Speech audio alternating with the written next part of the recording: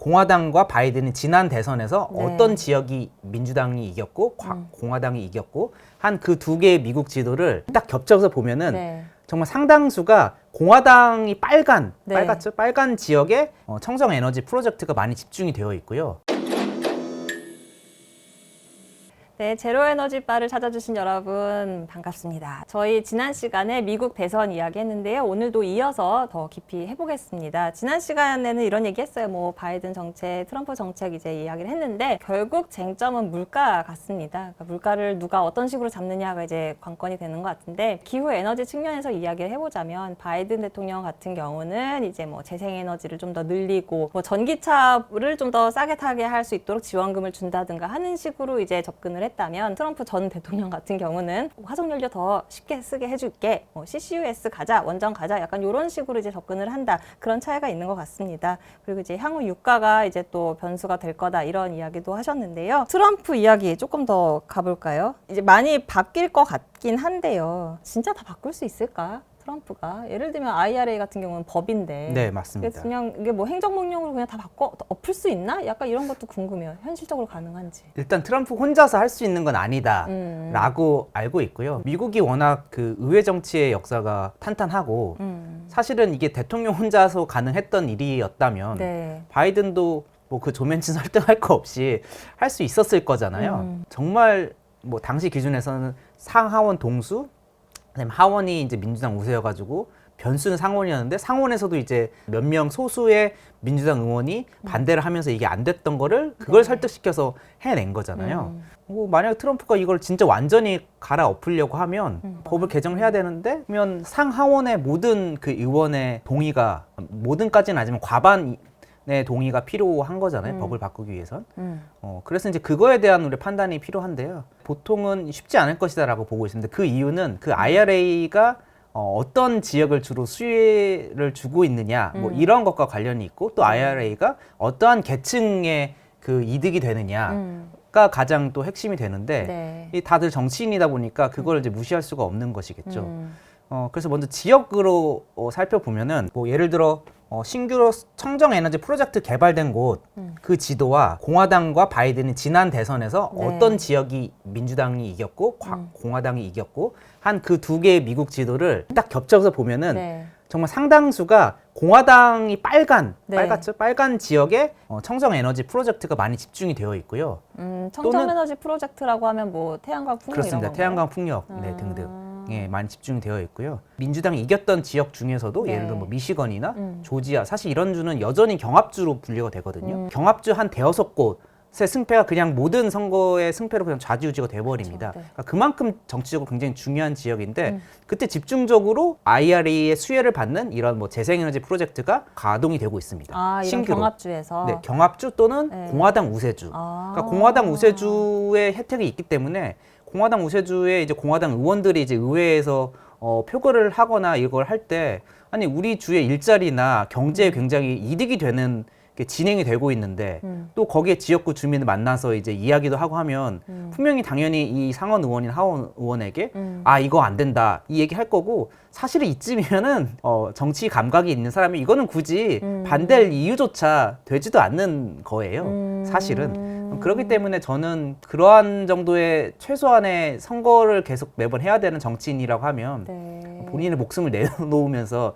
과연 반대를 하겠느냐, 그러니까 IRA 폐지를 하겠느냐, 뭐 이런 게 들고요. 제가 이제 투자를 배터리 쪽으로 관심 있게 하다 보니까 네. 배터리 공장에 투자된 주를 제가 조사를 해봤습니다. 네. 일단 민주당은 캘리포니아, 네바다, 애리조나에 네. 있는데 캘리포니아, 네바다는 이미 신규 공장이 있고 추가 확장하는 거고 애리조나가 이제 LG가 신규. 하는 딱 이게 답니다. 네. 민주당 우세주는. 자 그러면 공화당주 오하이오, 네. 텍사스, 노스캐롤라이나, 테네시, 인디애나, 엘라베마, 사우스캐롤라이나, 켄터키, 캔자스. 네.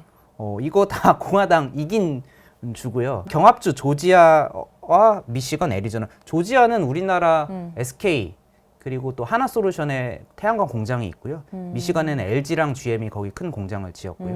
네, 그렇습니다. 경합주와 공화당 우세주가 압도적으로 배터리 공장이 많아요. 그러니까 아까 그 전기차도 말씀하셨잖아요. 네. 과연 이 지역의 국회의원들이 본인 지역의 일자리의 고용이 관련되어 있는데 과연 전기차의 부정적인 그런 정책에 찬성을 주고는 쉽지 않을 것이다. 저는 그렇게 보는 것이죠. 그럴 수는 있겠다. 진짜로 막 내용을 싹 바꾸거나 할 수는 없는데 요거를 네. 이제 포장가리를 하는 거죠. 뭐 이름을 바꿔서. 뭐 그럴 수도 있고 그다음에 예를 들어 올해 전기차 보조금을 받는 방식이 바뀌어서 작년에까지만 하더라도 세금 신고를 하고 네. 우리도 세금 신고를 하면 뭐 5월 정도에 정산을 하잖아요. 네. 그때 돌려받는 방식이어서 약간의 시차가 존재했어요. 근데 올해부터는 바로 구매 즉시 받을 수 있는 방식으로 했기 때문에 훨씬 더 좋아졌는데 뭐 저도 이게 대통령 행정명령의 수준인지 아니면 법에서 한 건지까지는 모르겠으나 이것도 만약에 뭔가 대통령이 할 수 있다면 뭐 이제 이런 절차적으로 일부는 수정을 할 수는 있는데 근본적으로 이 법의 핵심 골자를 바꾸기에는 트럼프의 그 정치력, 네. 공화당의 정치력이 굉장히 많이 소모가 돼야 됩니다. 굉장히 어렵다. 이게 이제 지역 관점에서고요. 그리고 IRA가 지금 미국 지금 고용 좋다 이거 말씀하셨잖아요. 네. 최근에 고용이 빠르게 늘어나고 있는 그 산업군 1등이 일단은 그 풍력 터빈 쪽입니다. 45% 성장하는 거죠. 중간에 보면은 솔라 인스톨러, 그러니까 태양광 설치업자도 네. 증가를 많이 했는데 여기도 한 22% 증가한 걸로 나옵니다. 그만큼 성장하는 산업이라는 건데, 근데 여기서 사실 전 더 주목해야 된다고 보는 게 그러면 역시 태양광과 풍력이 많이 증가했구나. 네. 그래서 그치는 게 아니라 그 옆에 보면은 미디엄 페이라고 네. 평균 연봉 수준이 있습니다. 네. 근데 예를 들어 데이터 사이언티스트는 좀 고액 연봉이어서 1년에 10만 달러를 받는 굉장히 고액 연봉이죠. 근데 반면에 태양광과 풍력은 한 5만 달러에서 4만 달러 내외여서 뭐 이것도 사실은 적은 수입은 아닙니다만 상대적으로는 좀 낮은 수입이고 네. 이것이 의미하는 바는 네. 트럼프의 핵심 지지층이라고 하면 블루칼라 노동자, 초고소득보다는 중저소득에 해당하는 게 핵심 그 지지층이라고 우리가 알려져 있는데 네. 딱 정확하게 여기서 일자리를 넣는 걸 따져보면은 다른 거 없습니다. 데이터 사이언티스트 사실은 여기는 대부분 민주당 지지 성향이 강하다고 네. 알려져 있고 트럼프 지지층이 일자리 늘어나는 건 찾아보면은 대부분 IRA와 관련된 곳이 증가를 하고 있습니다. 이제 지금 그런 우려도 있어요. 어쨌든 아까도 뭐 우리나라 어떤 기업들이 이제 어디에 진출했다 이렇게 말씀하셨었는데 일부에서 IRA가 그 말씀하신 것처럼 이렇게 막 드라마틱하게 막 트럼프가 된다고 하더라도 이게 다 뒤엎고 하는 수준이 아니더라도 그래도 어쨌든 기업들은 그런 거 자체가 일단 리스크처럼 여겨지잖아요. 기업들 맞습니다. 반응은 지금 어때요? 기업들도 아마 내부적으로는 좀 뭔가 대비책을 강구를 하고 있을 것 같기는 하나 저희가 느끼기에는 그냥 진행하고 생산하고 있습니다. 사실 뭐 어쨌든 대선 11월이고 네. 그 전까지 생산하는 건 다 세금을 받고 네. 하는 거잖아요. 네. 그래서 크게 뭐 동요되거나 뭐 투자가 이것 때문에 뭐 갑자기 멈춘다거나 이런 것 같지는 않고 정말 트럼프가 당선이 될 거냐, 네. 당선될 확률이 진짜 높으냐는 네. 뭐 적어도 저의 지금 시점 판단으로는 네. 그렇게 높은 것 같지는 않습니다. 근데 그거는 트럼프 저번 당선될 때도 마찬가지였어요. 정말 트럼프가 될 거냐 이런 기사 되게 많았어요. 네, 뭐 미국 이제 내부 정책은 뭐 그렇다 치고 그러면은 이제 또 하나 걱정되는 게 파리 협정이거든요. 저는. 네네. 그러니까 트럼프가 예전에도 파리 협정 우리 나 안 할 거야 했는데 그때는 이제 그 협정 이제 발효 후에 3년 그 다음에 1년간의 이제 탈퇴 통지 기간 이런 게 이제 총 4년이 붙어 있어서 이제 그렇게까지는 되지 못했으나 이제는 만약에 트럼프가 되면 이제 통지 기간 1년만 있으면 그 다음에 탈퇴 가능하잖아요. 네네. 그래서 이 파리 협정 이런 거 어떻게 되나? 그러니까요. 이것도 좀 미국이 아까 제가 의회 중심이라고 네. 말씀드렸는데 대외 정책에 한해서는 모든 걸 의회 승인을 받고 할 수가 없잖아요. 네. 그래서 대통령 권한이 꽤 크고 그걸 나중에 의회 승인을 받는 형식이라서 이제 진짜 이제 몇 개에 대해서는 이제 이런 식으로 할 수가 있는 게 우려긴 합니다. 근데 이제 저는 솔직히 이건 좀 들으시기에 따라서는 뭐 저런 얘기를 하냐 이렇게 생각하실 수 있겠는데 뭐 탈퇴하면 어떻고 안 하면 어떻고 뭐 그렇습니다. 우리나라뿐만 아니라 파리 협정 지금 NDC 제출한 당사국들이 과연 그 목표가 진짜 IPCC 목표에 부합하며 그거에 부합한 목표를 세웠고 그 목표대로 세부 정책을 갖고 또 정책을 집행을 하고 있느냐 그렇게 잘하고 있는 데가 아마 거의 손에 꼽지 않습니까? 저는 이제 그렇게 생각을 일단 하고요. 미국이 그러면은 파리 협정 탈퇴한다고 갑자기 좀 감축이 둔화가 될 거냐? 그거는 그렇지 않은 게 아까 말씀드린 것처럼 IRA가 이미 있기 때문에 세팅된 게 있고 또 이제 경제라는 게 한 번 방향이 잡히면 특별한 뭐 있지 않는 이상 그 방향대로 쭉 가는 경향이 있습니다. 돈 잘 버는 기업이 그쪽을 더 버니까 더 투자를 하고 태양광 기업도 더 투자를 하고 뭐 이렇게 될 거여서 바뀔 건 없다. 진짜 괜찮냐는 그건 그렇지 않은 게 사실 지금 인류가 감축하고 있는 속도가 뭐 잘하고 있는 국가라고 해도 사실 많이 부족한 거잖아요. 그 1.5도 2도씨 목표로 가려면 이걸 더 빠르게 더 낮춰야 되는데 그렇게 하기 위해서 필요한 몇 가지 것들이 있습니다. 네. 저는 그 중에서 가장 중요한 거는 단일 탄소 가격, 전 세계 어디에서 탄소를 배출해도 하든. 동일한 탄소 가격의 비용을 부과를 해서 모든 게 다 탄소 배출이 지금 경제 활동에서 비롯된 것인데 가격이 반영 안 되어 있었기 때문에 가격을 반영시키기만 하면은 사실 다른 건 거의 다 해소가 됩니다. 근데 이제 국가 단위의 경제가 아니라 전 세계 단위의 경제가 되기 때문에 그래서 유럽 연합도 탄소 배출권 도입했다가 이제는 CBAM이라고 하는 그 탄소 누출을 방지하려는 제도 도입한 거잖아요. 네. 그래서 그런 CBAM을 확장을 하든, 그러니까 미국도 하고 중국도 하고 아니면 전 세계가 모여가지고 캅 이런 데서 자 우리 이제부터 탄소 가격 합시다라고 하든 뭐 이런 게 돼야 되는데 네. 당연히 이런데 리더십에 가장 큰 역할을 해야 될 국가는 미국이고 그래 바이든이라면 우리가 이제 기대를 해볼 수가 있고 트럼프가 되면 이거는 전혀 기대할 수가 없는 것이잖아요. 마블에서 얘기하는 핑거스냅 핑거스이 뭐예요? 이라고 생각을 하는데 네. 손가락을 이렇게 했더니 네. 타노스가 사람의 절반을 죽였고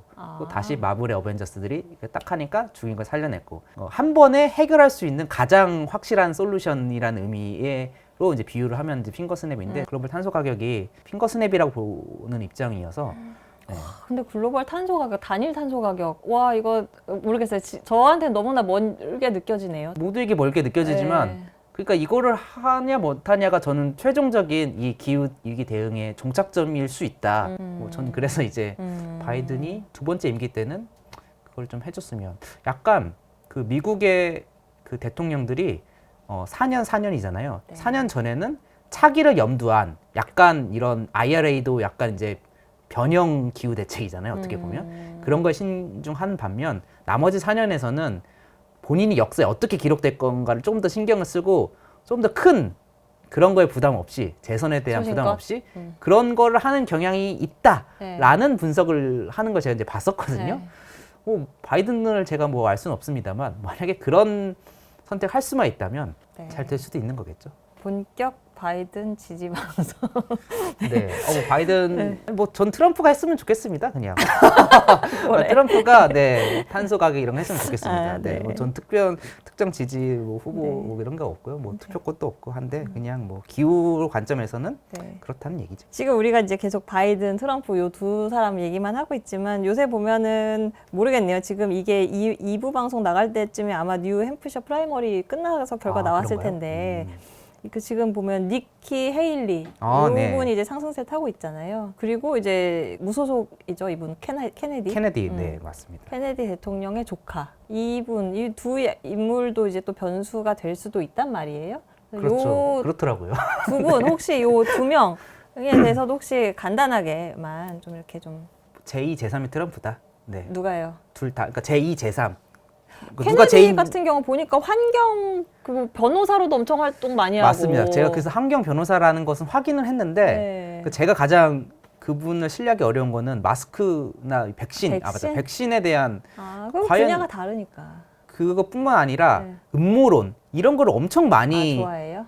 그 정치에 활용하고 그렇더라고요. 그래요? 그래서 사실 이제 그렇기 때문에 환경 변호사 네. 그리고 어쨌거나 케네디 가문, 네. 케네디 가문이라 하면 민주당 지지자층의 영향력은 어마어마하지 네. 않겠습니까? 그래서 사실 아까 그 여론조사에서 네. 트럼프가 이기고 있다에 음. 저도 뭐 양자 대결도 있습니다만 3자, 4자 대결도 있어요. 3자를 하면 케네디가 이제 무소속 하겠다고 했기 때문에 3자를 넣으면은 뭐 미시건 주를 예를 들면 거기서 이 케네디 후보가 20을 먹어요. 특히 잘 모르면 이제 아무래도 케네디 있고 하니까 민주당 지지자 중에 바이든 좀 나이도 많고 좀 매력이 없고 별론데 네. 라고 생각하는 사람들이 케네디로 가지만 네. 이 사람이 하는 말이나 여러 정책이나 이런 걸 따져보면은 오히려 공화당 지지자층의 일부를 흡수할 수도 있고 그래서 실제로 공화당에서 조사한 거에 따르면 네. 실제로 이 사람의 지지의 또 상당수가 또 공화당에서 오기도 하고 또 후원의 대부분은 또 공화당의 거액 후원가들의 후원을 받고 있기도 해요. 그래요? 물론 환경 관련 변호사고 했으면 뭐 트럼프보다야 낫겠습니다만 그렇다고 막 진짜 기후에 관련 진심으로 할지에 대한 의심이 들고요. 만약에 진짜 그랬으면은 이미 이렇게까지 오지도 않았을 거라고. 니키 헤일리 같은 경우 뭐 공약을 낸 게 있나요, 이쪽으로? 트럼프와 가장 큰 차이는 기후 변화를 대놓고 부정하지는 않습니다. 네, 그래서 뭐 그 질문에 대한 답으로 요약된 걸 보니까 기후 변화에 대해서 인간의 잘못이다, 뭐 이런 거 다 인정하고요. 그러나 실제로 들어가면은 핵심적으로는 그렇게 다르지 않은 게 뭐 아무래도 전통 공화당을 대표하는 인물이거든요. 니키 헤일리는. 트럼프는 공화당 내에서도 약간 신보수, 그러니까 뭔가 전통 체제, 미국의 민주주의 시스템 자체를 부정하는 사람들이 지지하는 게 지금 미국 공화당의 주류가 이미 돼버려서 네. 전통 공화당은 사실 뭐 그런 입장은 아닙니다. 근데 여기에 지지를 두고 있는 게 이제 니키 헤일리이긴 합니다. 네. 그렇다면 무엇이나 당연히 정부의 역할보다는 시장의 시장. 역할을 강조하는. 네, 이것도 트럼프랑 다르거든요. 음. 트럼프는 뭐 그런 시장 정부 이런 관점이 전통 보수 공화당과는 완전 다릅니다. 그렇다는 얘기는 보조금 주는 거에 대해 당연히 부정적이고, 그거는 기후위기 대응해야 되는데 정부가 나서서 할 게 아니라 시장이 하면 돼. 뭐 약간 이런 입장인 것 같아요. 오히려 그럼 탄소 가격을 이 사람이 막 뭐 가지고. 어느 정도는 그런 건 할 수도 있을지 모르겠습니다만 어쨌거나 기본적으로는 시장에 맡기자. 일단 그래서 보조금이 부정적이고 지난 트럼프 정부 때 네. 파리 협약 탈퇴할 때 유엔 대사가 니키 헤일리거든요. 아, 네, 그래요. 그러니까 그거에 대한 역할도 어느 정도 한 걸로 알려져 있습니다. 제가 이제 보면서 좀 의아했던 게 보조금에 대해서는 부정적인데 CCUS는 좀 지원해야 된다. 뭐 이런 입장이라고 하더라고요. 그것도 뭐 화석연료 회사들의 로비가, 왜냐면 CCUS는 가장 적극적인 게 이제 전통 화석연료 기업들이 네. 본인들 살려고. 오늘 많은 얘기했는데요. 자, 앞으로 이제 대선 한 10달 정도 남았나요? 네. 앞으로 이쪽 기후나 에너지 쪽에 관심 있는 분들 이 미국 대선판을 읽을 때 뭐에 좀 집중해서 보면 좀 좋겠다. 이런 것 좀 짚어주세요. 미국 대선판에서 집중할 포인트. 네. 그러게 한 뭐 1년 좀 안 되는 시간 동안 아마 계속 뉴스 나올 텐데 네. 두 가지를 보면 될 것 같아요. 네. 첫 번째는 아까 말씀드렸던 에너지 가격, 물가, 또는 뭐 유가. 그러니까 사실 미국 경제가 정말 중요합니다. 이거는 뭐 미국 정치의 오래된 격언이죠. 예전에 클린턴 때 뭐 바보야, 문제 경제야, 뭐 이게 있잖아요. 그러니까 경제 문제가 그만큼 중요하고, 그래서 제가 보기엔 그 물가가 에너지 가격 물가가 마지막 고비인데 바이든 입장에서는 뭐 그게 좀 변수가 될 것 같고, 트럼프 쪽을 보면은 역시 그 사법 리스크입니다. 그럼 과연 그게 선거에 어떻게 영향을 미칠 것이냐, 그게 굉장히 중요할 것 같습니다. 긴 시간 말씀해 주셔서 감사드리고요. 네. 네. 뭐 마무리 소감. 아무튼 네. 초대해 주셔서 고맙습니다. 영상 이제 구독자로서 잘 보도록 네. 하겠습니다. 재밌었습니다. 즐거웠습니다. 네, 고맙습니다. 네, 감사합니다. 네, 고맙습니다.